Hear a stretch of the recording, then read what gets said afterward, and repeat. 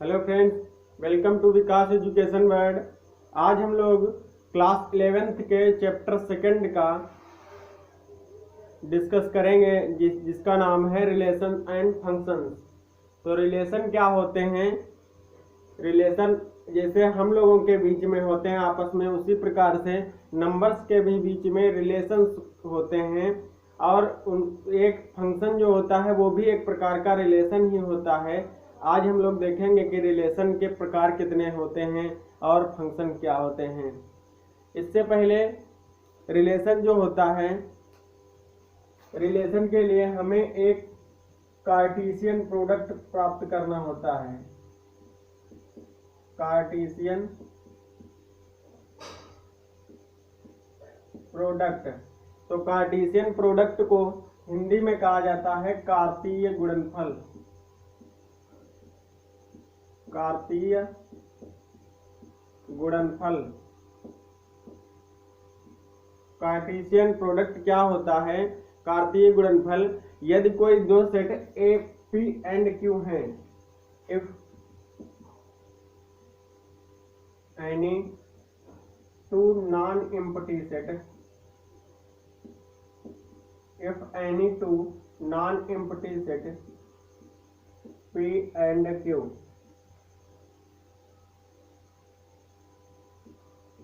B, P and Q, अगर कोई दो नॉन एम्प्टी सेट हैं P और Q, यदि कोई दो नॉन एम्प्टी सेट हैं P और Q,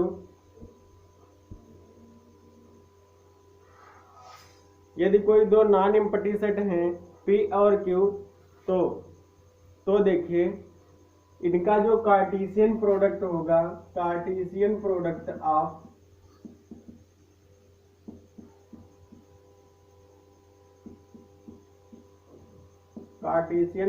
of P comma Q denoted by P cross Q। इसको कैसे लिखा जाता है? P क्रॉस Q से।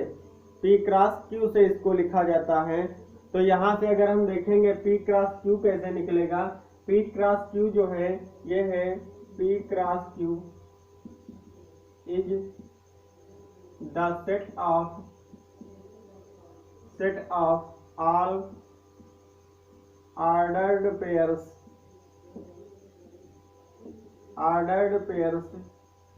Of elements of P and Q। जो P क्रॉस Q होता है ये P और Q के ऑर्डर्ड पेयर्स होते हैं। P और Q के एलिमेंट्स के ऑर्डर्ड पेयर्स होते हैं। तो देखिए अगर कोई दो सेट हैं P और Q तो उनका कार्टेशियन प्रोडक्ट डिनोट किया जाएगा P क्रॉस Q से। और P cross Q is the set of all ordered pairs of elements of P and Q। जैसे अगर P belongs to P and Q belongs to Q, then P cross Q is equal to P comma Q such that P is या P belongs to P and Q belongs to Q। ये जो set होगा PQ का, P cross Q जो होगा वो PQ का set होगा। और P क्या होंगे? P सारे P बिलोंग्स करेंगे P में पहले सेट में, और Q जो होंगे स्मॉल Q वो सारे बिलोंग करेंगे कैपिटल Q सेट में। तो यहाँ से अगर हम देखेंगे P क्रॉस Q क्या हो जाएगा? PQ का एक ऐसा सेट हो जाएगा ऑर्डर्ड पेयर्स। इनको क्या कहा जाएगा? Ordered pairs. PQ क्या हो जाएंगे? Ordered pairs. तो PQ का एक सेट हो जाएगा जिसमें P क्या होगा? फर्स्ट वाले सेट का प्रत्येक एलिमेंट, और Q क्या होगा? सेकेंड वाले सेट का प्रत्येक एलिमेंट। नेक्स्ट हम लोग देखते हैं कोई दो PQ समान कब होंगे? इक्वल कब होंगे? इक्वल कब होंगे? जब फर्स्ट एलिमेंट, जैसे हमसे कहा जाए कि P comma Q equal to A comma B। अगर ऐसे हमसे कह दिया जाए ये ऑर्डर्ड पेयर क्या है, इक्वल है, तो ये कैसे इक्वल होंगे? F जो P है वो हमारा A के बराबर होगा और Q जो है वो B के बराबर होगा, तब ये इक्वल पेयर कहे जाएंगे। और सेकंड इसकी प्रॉपर्टी है कि P cross Q is not equal to Q cross P। P cross Q is not equal to Q cross P। P और Q का जो कार्टेशियन प्रोडक्ट है वो Q और P के कार्टेशियन प्रोडक्ट से अलग होगा। यहाँ पे आप लोगों ने देखा P cross Q is not equal to Q cross P। और इसका होता है यदि P बिलोंग्स टू P और Q बिलोंग्स टू, यदि if P belongs A and Q belongs B, तो PQ जो होगा वो बिलोंग करेगा A क्रॉस B में। यहाँ PQ भी ले सकते थे लेकिन PQ हमने स्मॉल लिए हैं इसलिए A भी कोई दो सेट ले लिए हैं। यहाँ हमने क्या किया है, A भी कोई दो सेट ले लिए हैं। वैसे आप PQ भी ले सकते हैं, अगर P बिलोंग्स टू A में है, Q बिलोंग्स टू B में है, तो PQ belongs to A cross B होगा। चलिए नेक्स्ट देखते हैं। यहाँ पे अगर देखें हम, इसमें A सेट जो है उसमें अगर A सेट जो है अगर उसमें A है एलिमेंट्स, नंबर ऑफ एलिमेंट्स, तो number of elements of A is equal to, अगर A है और number of elements in B is equal to अगर B है, तो A क्रॉस B में कितने एलिमेंट होंगे? तो A क्रॉस B में एलिमेंट होंगे number of A cross B equal to A into B। ये भी आपका एक फार्मूला बन जाता है। यहाँ पर अगर सेट A में एलिमेंट है A, सेट B में एलिमेंट है B, तो A क्रॉस B में एलिमेंट हो जाएंगे A इंटू B। जैसे अगर कोई सेट A है आपके पास, उसमें दो एलिमेंट हैं, कितने एलिमेंट हैं? दो, और B में कितने हैं? तीन, तो आप बताइए A क्रॉस B में कितने एलिमेंट हो जाएंगे? 2 इंटू 3। 2 इंटू 3 करेंगे तो 2 3 जा कितना हो जाएगा? यहाँ पे 2 इंटू 3 करेंगे तो ये हो जाएगा 6। तो A क्रॉस B में कितने एलिमेंट हो जाएंगे? 6। A क्रॉस B में कितने एलिमेंट हो जाएंगे? आपके 6। नेक्स्ट देखते हैं। नेक्स्ट है अगर A और B कोई दो सेट जो हैं, A और B कोई दो सेट हैं, अगर इन दोनों में से कोई भी रिक्त सेट नहीं है, A comma B is not equal to 5, ये नॉन एम्प्टी सेट हैं दोनों। अगर A और B दोनों नॉन एम्प्टी सेट हैं, तो यहाँ पे आप लोग देखिए, अगर A और B नॉन एम्प्टी सेट हैं, अगर इसमें से कोई भी A या B इज इनफाइनाइट सेट है, इनफाइनाइट है, तो A क्रॉस B भी इनफाइनाइट हो जाएगा, अपरिमित हो जाएगा। अगर A B में से कोई भी एम्प्टी सेट नहीं है और A या B कोई भी अपरिमित समुच्चय है या इनफाइनाइट सेट है, तो A क्रॉस B भी इनफाइनाइट हो जाएगा। तो यहाँ तक इतनी चीजें हम लोगों ने देखी। एक बार रिवाइज कर लेते हैं। कार्टेशियन प्रोडक्ट क्या होता है? If any two non empty sets be P and Q, अगर कोई दो सेट हैं P और Q, वो कैसे हैं? नॉन एम्प्टी हैं, तो Cartesian product of P cross Q denoted by P cross Q। तो इनका जो कार्टेशियन प्रोडक्ट होगा उसको हम लोग कैसे डिनोट करेंगे? P क्रॉस Q से। कैसे डिनोट करेंगे? P क्रॉस Q से। नेक्स्ट है P क्रॉस Q है क्या? तो P cross Q is the set of all ordered pairs of elements of P and Q। ये जो है P क्रॉस Q, ये ऑर्डर्ड पेयर्स का सेट है। किसके ऑर्डर्ड पेयर्स का? P और Q के एलिमेंट के। अगर P का पहले एलिमेंट लिखते हैं और Q का बाद में लिखते हैं, इस प्रकार से एक पेयर बन जाता है।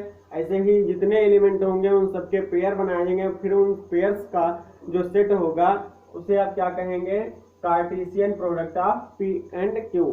तो नेक्स्ट है यहाँ पे अगर कोई पी बिलोंग कर रहा है पी में और क्यू बिलोंग कर रहा है, स्मॉल क्यू बिलोंग कर रहा है क्यू में, तो पी क्रॉस क्यू क्या हो जाएगा, ऑल पी कॉमा क्यू और P belongs to P and Q belongs to Q. इनका जो सेट होगा इन पेयर्स का वही होगा आपका पी क्रॉस क्यू। और देखें ये पी क्रॉस क्यू और क्यू क्रॉस पी ये इक्वल नहीं होते हैं। पी क्रॉस क्यू और क्यू क्रॉस पी आपस में इक्वल नहीं होते हैं। अगर देखें यहाँ पर P कामा Q बराबर है A कामा B के, तो यहाँ पे P A के बराबर होगा और Q B के बराबर होगा। P A के बराबर होगा और Q B के बराबर होगा। इसी प्रकार से अगर हम देखें small p belongs to A, Q belongs to B, तो PQ बिलोंग करेगा A क्रॉस B में। अगर P स्मॉल p बिलोंग कर रहा है A में, A का एलिमेंट है, और Q जो है वो B का एलिमेंट है, तो PQ जो होगा वो A क्रॉस B का एलिमेंट होगा। नेक्स्ट है अगर number of element in A, set A है दो एलिमेंट या A एलिमेंट है, A नंबर है, और number of elements in B set में B एलिमेंट है, तो number of A element in A cross B equal to A cross A into B हो जाएगा। अगर किसी A सेट में A एलिमेंट है और किसी B सेट में B एलिमेंट है, तो number of A cross B कितने हो जाएंगे, A इंटू B। अब हम लोग देखेंगे एक्सरसाइज को सॉल्व करेंगे। ये आपका एक्सरसाइज 2.1 का फर्स्ट क्वेश्चन है। If x upon 3 plus 1 comma y minus 2 upon 3 equal to है 5 अपॉन 3 कामा 1 अपॉन 3 के, तो हमें फाइंड करना है, find the value of x and y।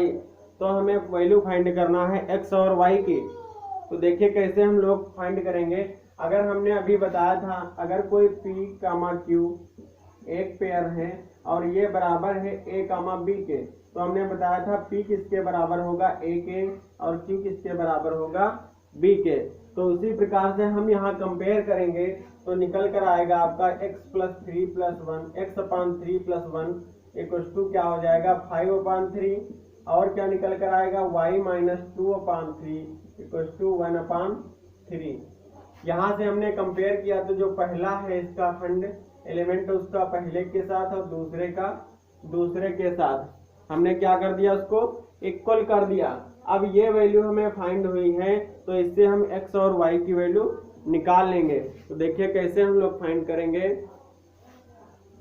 x plus 3 है, ये 1 जो है ये इधर ले आएंगे, तो ये हो जाएगा 5 अपॉन 3 माइनस 1 अपान में 1 लिखकर डिनोमिनेटर सेम करेंगे, उसके बाद घटा लेंगे, तो ऊपर हो जाएगा 5 माइनस 3 अपॉन 3। ए वैल्यू है x अपान 3 की, तो x अपान 3 जो है ये जो अपान में 3 है ये अगर इक्वल के उधर जाएगा तो ये अपान से ऊपर चला जाएगा, तो ऊपर हो जाएगा 5 माइनस 3 2 अपान 3 इंटू 3, 3 बन जा 3, 3 बन जा 3, तो ये हो जाएगा x इक्वल टू 2। x की वैल्यू कितनी आई है 2।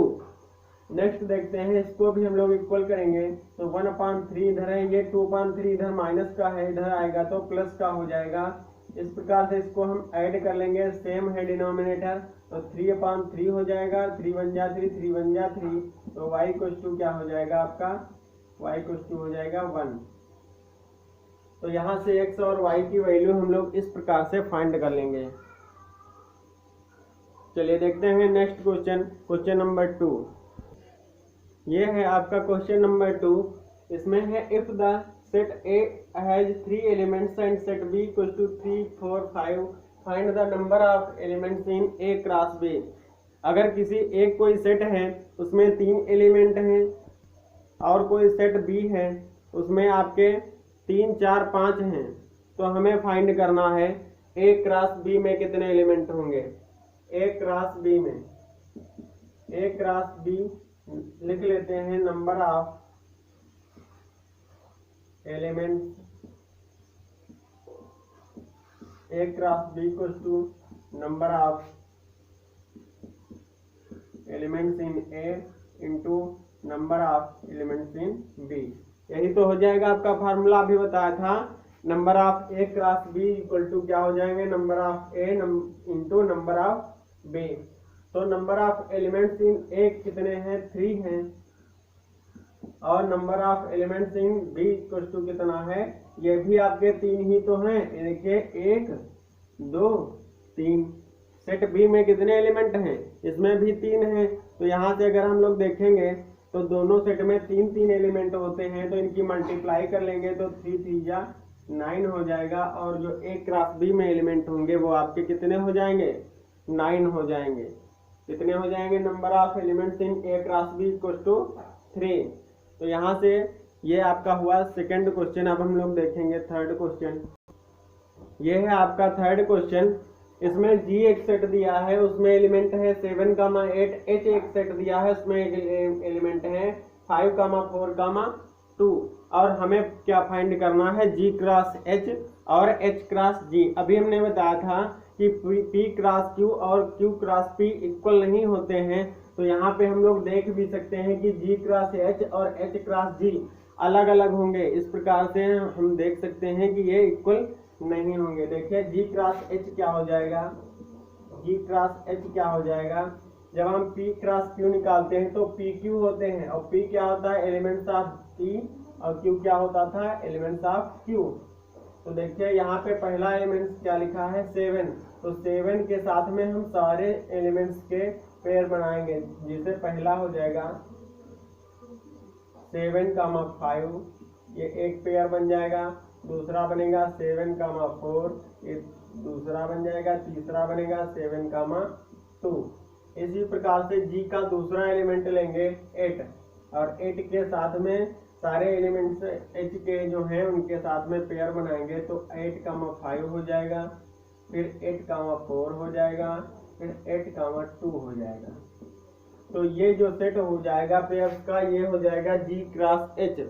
ये सेट जो होगा ये क्या होगा, जी क्रॉस एच। तो नेक्स्ट देखिए एच क्रॉस जी कैसे निकालेंगे। एच क्रॉस जी निकालने के लिए एच के पहले हम एलिमेंट लेंगे और जी के बाद में। तो एच का अगर हम 5 ले लें तो ये हो जाएगा पहला पेयर 5, 7, दूसरा पेयर 5, 8। इसी प्रकार से इसका सेकेंड एलिमेंट लेंगे 4 के साथ में 7, और 4 के साथ में 8। अब इसका थर्ड एलिमेंट लेंगे 2 के साथ में 7, और 2 के साथ में 8। ये हमारे जो पेयर हो जाएंगे ये हो जाएंगे एच क्रॉस जी के। तो यहाँ से आप लोग देख सकते हैं जी क्रॉस एच और एच क्रॉस जी इक्वल नहीं होते हैं। इस प्रकार से हमारा प्रूफ भी हो गया कि दोनों इक्वल नहीं होते हैं, आपस में क्या होते हैं, डिफरेंट होते हैं। देखिए यहाँ पे 7 और 5 है, यहाँ पे क्या है 5 और 7 है, यहाँ पे 8 और 5 है, यहाँ पे क्या है 5 और 8। इस प्रकार से सारे पेयर्स जो हैं वो डिफरेंट टाइप के हैं। तो चलिए अब हम लोग देखते हैं फोर्थ क्वेश्चन। यहाँ नोट है आपका question number 4, state whether each of the following statement are true or false. हमें दिखाना है कि ये स्टेटमेंट जो दिया गया है ये सही है या गलत है। If the statement is false, अगर स्टेटमेंट आपका फॉल्स है या गलत है तो हमें लिखना है rewrite the given statement correctly. तो हमें उसको करेक्ट करके रीराइट करना है। तो देखिए फर्स्ट स्टेटमेंट क्या लिखा है, if p equal to m cross n, m into n। p जो एक सेट है उसमें एलिमेंट है m into m comma n, और q जो दूसरा सेट है उसमें एलिमेंट है n कामा m। देन हमें दिखाना है p cross q equal to m comma n होंगे, n कामा m होंगे, यही दो पेयर्स होंगे। जबकि p में देखिए कितने एलिमेंट्स हैं 2, और q में कितने एलिमेंट्स हैं 2। तो आप बताइए p क्रॉस q में कितने एलिमेंट होंगे, 2 इंटू 2 कितने हो जाएंगे, 2 दूना 4 हो जाएंगे। जबकि यहाँ p क्रॉस q में कितने एलिमेंट दिखा रहा है, केवल 2 एलिमेंट दिखा रहा है, इसलिए ये स्टेटमेंट क्या हो जाएगा, ये आपका फॉल्स हो जाएगा। तो हम लोग लिख लेंगे द गिवन स्टेटमेंट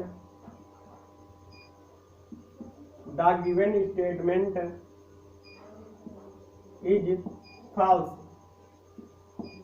स्टेटमेंट कैसा हो जाएगा, ये फॉल्स। नीचे हम लोग लिखेंगे द करेक्ट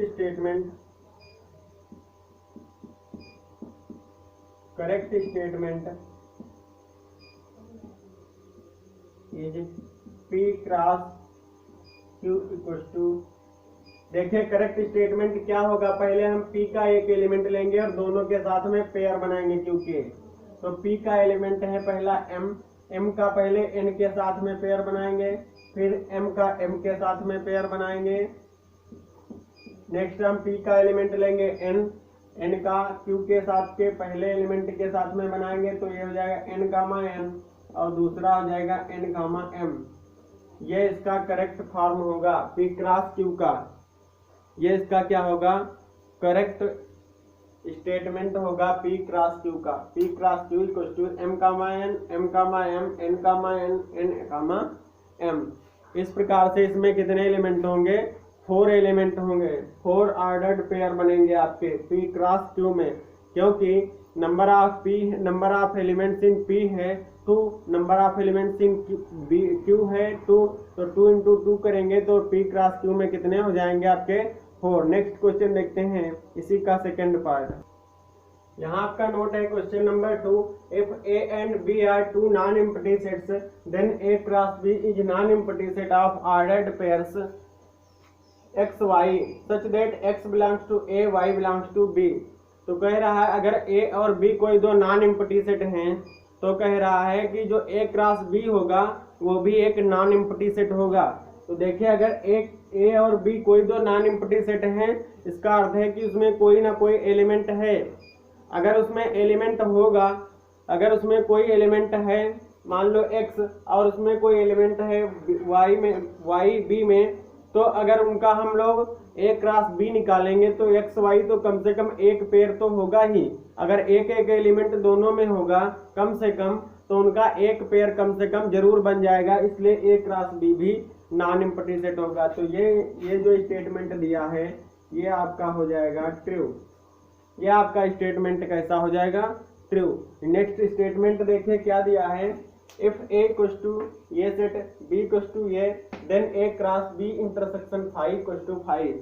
अगर आप लोग किसी सेट का फाई के साथ में या नॉन एम्प्टी सेट के साथ में इंटरसेक्शन निकालते हैं तो उसका इंटरसेक्शन ऑलरेडी फाई हो जाता है। जैसे अगर हम b का इंटरसेक्शन फाई के साथ में निकालें तो b में तो 3 और 4 एलिमेंट हैं, लेकिन अगर फाई के साथ में इसका इंटरसेक्शन निकालेंगे तो ये हो जाएगा आपका फाई। अगर आप किसी के साथ में फाई का कार्टेशियन प्रोडक्ट निकालते हैं, जैसे किसी ए सेट का अगर फाई के साथ में या नॉन एम्प्टी सेट के साथ में कार्टेशियन प्रोडक्ट निकालते हैं, जैसे ए क्रॉस फाई का प्रोडक्ट निकालेंगे कार्टेशियन, तो ये भी आपका फाई हो जाएगा। इस प्रकार से ये भी स्टेटमेंट आपका क्या हो जाएगा, ट्रू। ये भी स्टेटमेंट क्या हो जाएगा, ट्रू। अब ये क्यों फाई हुआ, क्योंकि फाई जो है वो नॉन एम्प्टी सेट है तो उसमें कोई एलिमेंट है ही नहीं, तो ए का क्रॉस अगर हम निकालेंगे भी तो इसमें जब कोई एलिमेंट नहीं है तो कोई ऑर्डर्ड पेयर नहीं बनेगा। इस प्रकार से जो इसका सेट हो जाएगा वो भी क्या हो जाएगा, एम्प्टी हो जाएगा, क्योंकि उसमें कोई भी ऑर्डर्ड पेयर नहीं होगा। तो नेक्स्ट क्वेश्चन इस प्रकार से हम लोग देखेंगे। यहाँ पे देखिए हमें निकालना है, अगर कोई सेट ए दिया है इस प्रकार से उसे हमें निकालना है ए क्रॉस ए, ये हमें निकालना है इससे। तो हम लोग जानते हैं ए क्रॉस ए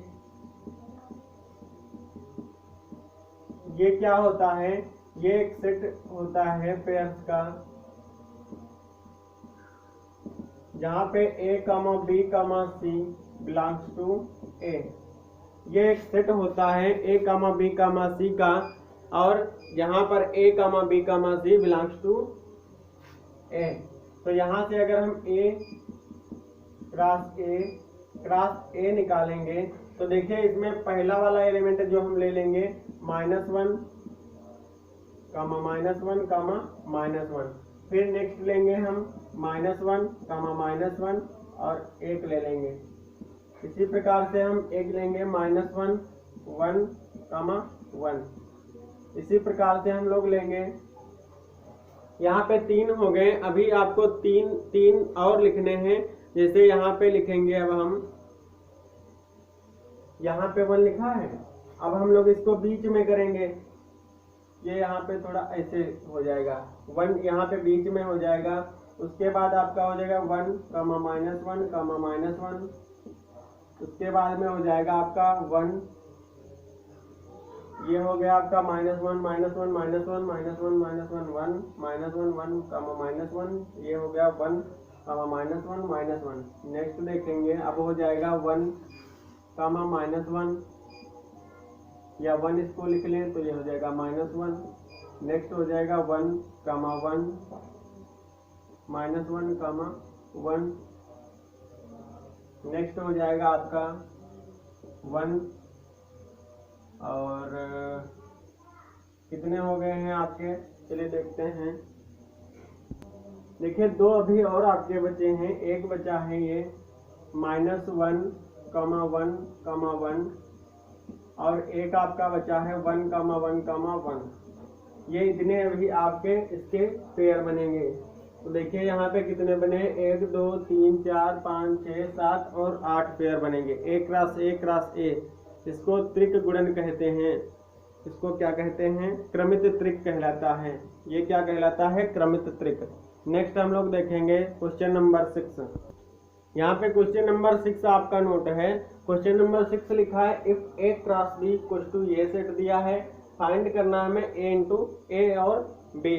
तो यहाँ पे देखिए A क्रॉस B अगर दिया है तो A क्रॉस B में जो जितने भी पेयर हैं उनका जो फर्स्ट एलिमेंट होगा वो कौन सा होगा, वो सेट A के एलिमेंट होंगे और जो सेकंड इसका एलिमेंट होंगे वो क्या होंगे, सेट B के एलिमेंट होंगे। तो हम लोग इसको लिख सकते हैं, हम लोग इसको ऐसे लिख लेंगे कि we know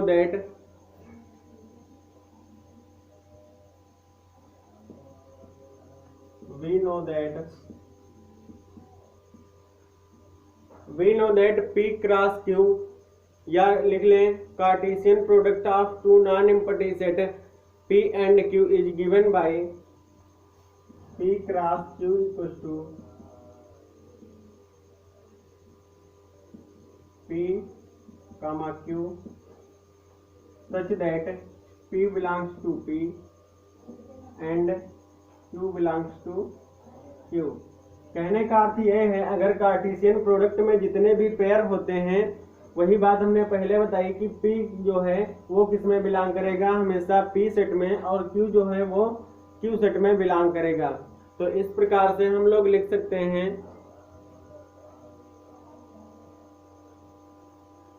इस प्रकार से हम लिख सकते हैं hence the set of hence A is the set of first element of all pairs, B is the set of second element of all pairs। तो देखिए अगर हम यहाँ से A निकालेंगे तो A क्या हो जाएगा आपका, A हो जाएगा आपका A into B, A into B। देखिए यहाँ पे A है, यहाँ पे A है, तो A हमने एक बार लिख लिया। फिर नेक्स्ट देखते हैं यहाँ पे B, यहाँ पे B, तो B हमने लिख लिया। इसी प्रकार से B बराबर अगर हम निकालेंगे तो हो जाएगा आपका X कामा Y, ये हमारे A और B होंगे, ये हमारे हो जाएंगे A और B। नेक्स्ट देखते हैं हम लोग क्वेश्चन नंबर 7। यहाँ पे नोट है आपका question number 7, let A equal to A set B equal to A C equal to A D equal to A। तो हमें वेरीफाई करना है कि A cross B intersection C ये बराबर होगा A cross B intersection A cross C के। तो पहले हम LHS देख लेंगे। LHS क्या है आपका, LHS से अगर हम देखें तो A cross B intersection C, B और C का अगर हम इंटरसेक्शन निकालेंगे तो इंटरसेक्शन में किन्हीं दो सेट के इंटरसेक्शन में सारे कॉमन नंबर होते हैं जो दोनों सेट्स में कॉमन हो। तो यहाँ पे देखेंगे क्या हो जाएंगे, B intersection C, B intersection C, देखिए कोई भी एलिमेंट कॉमन नहीं मिल रहा है, तो ये सेट कैसा हो जाएगा आपका, 5 हो जाएगा। और अगर हम A और 5 का अगर किसी सेट का एम्प्टी सेट के साथ में अगर हम कार्टेशियन प्रोडक्ट निकालते हैं तो वो भी हो जाता है आपका एम्प्टी सेट। तो LHS क्या हो गया, यहाँ पे एम्प्टी सेट हो गया है। LHS क्या हो गया है आपका, एम्प्टी सेट हो गया है। नेक्स्ट हम लोग देखेंगे RHS। RHS अगर हम देखें तो यहाँ ए क्रॉस बी निकालना है हमको, ए क्रॉस बी। तो ए क्रॉस बी देखिए कैसे निकालेंगे, इसका एक एलिमेंट लेंगे सभी एलिमेंट्स के साथ पेयर, फिर बी का ए का दूसरा एलिमेंट लेंगे बी के सारे एलिमेंट्स के साथ पेयर। तो ये हो जाएगा 1, 1, 1, 2, 1, 3, 1, 4। सेकेंड लेंगे 2, 1, 2, 2, 2, 3 और 2, 4। ये हो गया आपका ए क्रॉस बी। अब इसका हमें इंटरसेक्शन निकालना है ए क्रॉस सी के साथ में। ए क्रॉस सी देखिए क्या हो जाएगा, 1, 5, 1, 6, 2, 5, 2, 6। ये आपका हो जाएगा ए क्रॉस सी। अब इन दोनों का इंटरसेक्शन निकालेंगे। तो इंटरसेक्शन में देखिए क्या होगा, इंटरसेक्शन में जो पेयर हमें दोनों में कॉमन मिलेगा वही पेयर इंटरसेक्शन के सेट में आएगा। तो देखिए यहाँ पे अगर हम इसमें चेक कर ले 1, 5 है, इसमें देखेंगे कहीं 1, 5 नहीं मिल रहा है, इसमें 1, 6 है, इसमें 1, 6 नहीं मिल रहा है, इसमें 2, 5 है, इसमें 2, 5 भी नहीं कहीं मिल रहा है, इसमें 2, 6 है, इसमें 2, 6 भी नहीं मिल रहा है। तो इन दोनों का इंटरसेक्शन भी क्या हो जाएगा, एक एम्प्टी सेट हो जाएगा। ये भी क्या हो जाएगा, एक एम्प्टी सेट हो जाएगा। इस प्रकार से हम कह सकते हैं LHS और RHS क्या हैं, दोनों इक्वल हैं। इस प्रकार से ये प्रूफ हो जाता है। चलिए नेक्स्ट क्वेश्चन देखते हैं इसका। यहाँ पे हमें दिखाना है, वेरीफाई करना है कि ए क्रॉस सी जो होगा वो सबसेट होगा बी क्रॉस डी का। तो हम लोग पहले ए क्रॉस सी निकालेंगे। ए क्रॉस सी इक्वल टू क्या हो जाएगा, ए का फर्स्ट एलिमेंट और सी का फर्स्ट एलिमेंट, ए का फर्स्ट सी का सेकंड, ए का सेकंड सी का फर्स्ट और दोनों के सेकंड। ये आपका हो गया ए क्रॉस सी। अब अगर हम बी क्रॉस डी निकालेंगे, बी क्रॉस डी अगर हम निकालेंगे तो बी क्रॉस डी क्या हो जाएगा, देखिए इसका फर्स्ट एलिमेंट लेंगे सभी के साथ में पेयर बनाएंगे, 1, 5 हो जाएगा, 1, 6 हो जाएगा, 1, 7 हो जाएगा, 1, 8 हो जाएगा। इसी प्रकार से बी का सेकेंड एलिमेंट लेंगे, 2, 5 हो जाएगा, 2, 6 हो जाएगा, 2, 7 हो जाएगा, 2, 8 हो जाएगा। इसी प्रकार से इसका थर्ड एलिमेंट लेंगे, ये हो जाएगा 3, 5, 3, 6, 3, 7, 3, 8। इसी प्रकार से इसका नेक्स्ट लेंगे 4, 5, 4, 6, 4, 7, 4, 8। ये आपका हो गया बी क्रॉस डी।